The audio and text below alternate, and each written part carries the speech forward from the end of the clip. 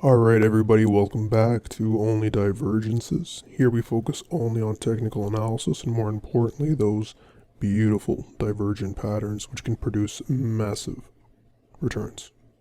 So before we start, as always a big thank you for watching this video, liking the video, and subscribing to my channel. You click that little red subscribe button. We've already got 2 confirmed subscribers who've made a killing this week, and maybe the next one will be you. I'm going to be here with you as we navigate these markets, and all I ask is that you keep me accountable. Today is Wednesday, September 22nd. It's a late night video. It's just about 10 o'clock. This one was a request from a new subscriber, Vivek. Vivek, I know you requested Novartis as well, but the thing about that stock is that it's what we would call a fundamental stock as opposed to a trading stock. It's not really a growth stock. It pays a dividend. It has low PEs.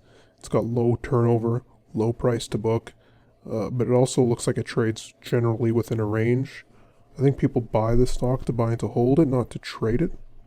So as much as I don't like fundamentals, I would feel more comfortable taking a fundamental look at this stock because that's what's going on there, but that's not what we're doing in this channel.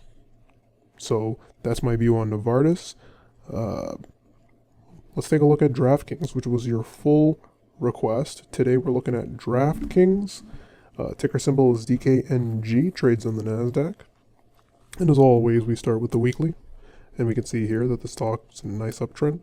Nice uptrend, got a little ahead of itself. This was a little impulsive, had to pull back. And then continued with a more, it was volatile, but it was a bit more stable, right? More sustainable.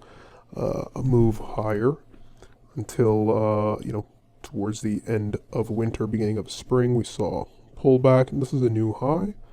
Pullback, then a nice divergence here, and then a lower high and a pullback. So generally that's not bullish, right? I'd like to keep this video a little short just because it was a little late. I just wanted to get it out. So there's really not much to talk here with regards to DraftKings. We can see on the weekly, we have a momentum high here and then a lower momentum high that's rolling over. So as subscribers know, that's typical bearish divergence, not really the best bullish signal. That's all we can see on the weekly. Let's take a look at the daily. And we can see we're down about 20, let me do my math here, about 20% from the most recent high here.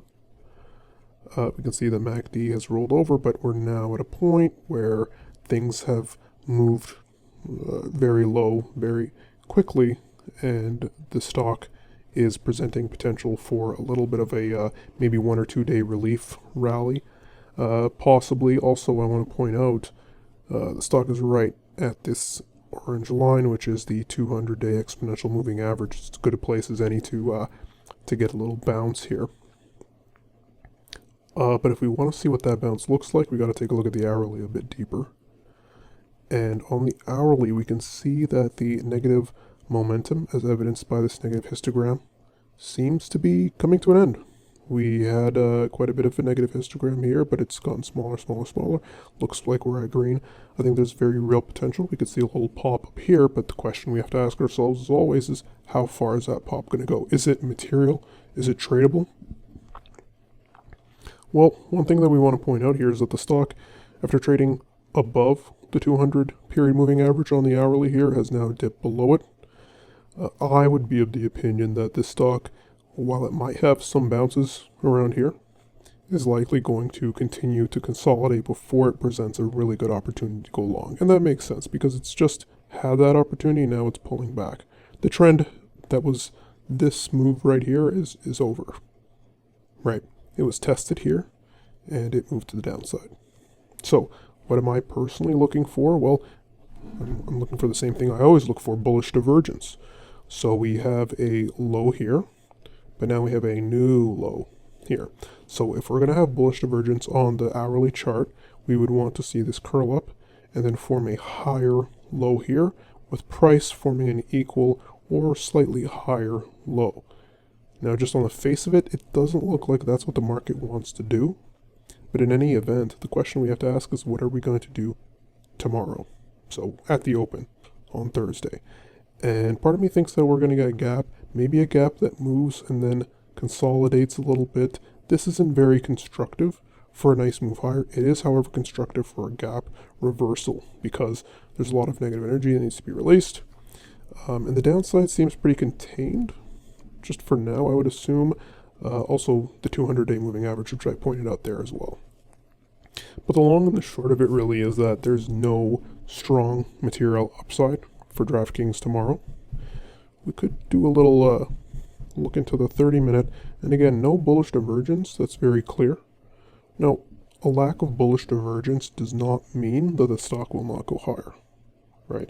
It just means it's not going to go higher the way that I'm comfortable with it going higher.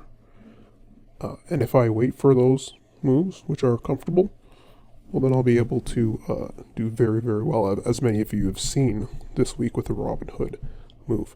Now, what we would want is, again, bullish divergence here.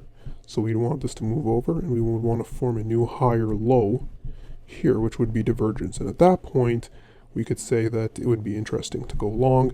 However, I have to say, given the fact that we are in this downtrend, I am very suspicious of any moves higher that happen here, right? There might be releases to the upside because we got shorts that are covering and people are pushing it. But should we expect a move like this? I would say no, because we just don't have that constructive pattern here. And we can see this on the 30, but then here's an interesting thing. I know we always start with the weekly and go down, but if we start with 30 and say that we don't really have bullish divergence that we're looking for here, take a look at the hourly, and while there is real potential for the stock to move higher tomorrow, or at least just a little release higher, we don't have bullish divergence here. But then if we go on the daily, we can see that we really don't have a constructive pattern here. In fact, unless this rights itself very quickly and shows some real strength here, we may be seeing this stock continue to move lower. Now, we could draw a trend line here.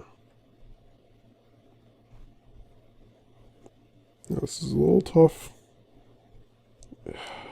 It's not the best trend line, so you wouldn't look at it with the highest amount of confidence. But we do have a hold here, here, somewhat here. It didn't tag it exactly, but then more recently we have here and here, which gives me a little bit more confidence with regards to that. So in the event that the stock moves lower to this point, either quickly, I don't think it's going to happen quickly because we're pretty stretched already, 20% in two 20% in 2 weeks.